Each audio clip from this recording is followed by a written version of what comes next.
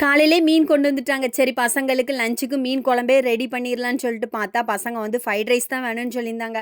சரி அப்ப மீன் குழம்பு வந்து மதியத்துக்கு பண்ணிக்கலான்னு சொல்லிட்டு, நானும் அவங்களுக்கு வந்து ஃப்ரைட் ரைஸ் வந்து அதுவும் பன்னீர் போட்டு ரெடி பண்ணி குடுக்கலான்னு சொல்லிட்டு, பெரிய லெவல்லாம் எதுவும் இல்ல. இந்த கேபேஜ், கேரட், பீன்ஸ் இதையும் போட்டு லைட்டா உப்பும் போட்டு, அதுக்கப்புறம் பெப்பரும் போட்டு ஃப்ரை பண்ணி, அப்படியே சாதத்தையும் கலந்து குடுத்து, பன்னீர் மட்டும் லைட்டா ஃப்ரை பண்ணி அதையும் உள்ள மிக்ஸ் பண்ணி குடுத்துட்டேன். இன்னைக்கு வந்து மாவு வந்து வீட்ல தான் அரைச்சிருந்தேன். ரொம்பவே நல்லா வந்திருந்து. ஆனா இது வந்து இட்லி அரிசி தான். சூப்பரா பொம்மி அழகா வந்திருந்து.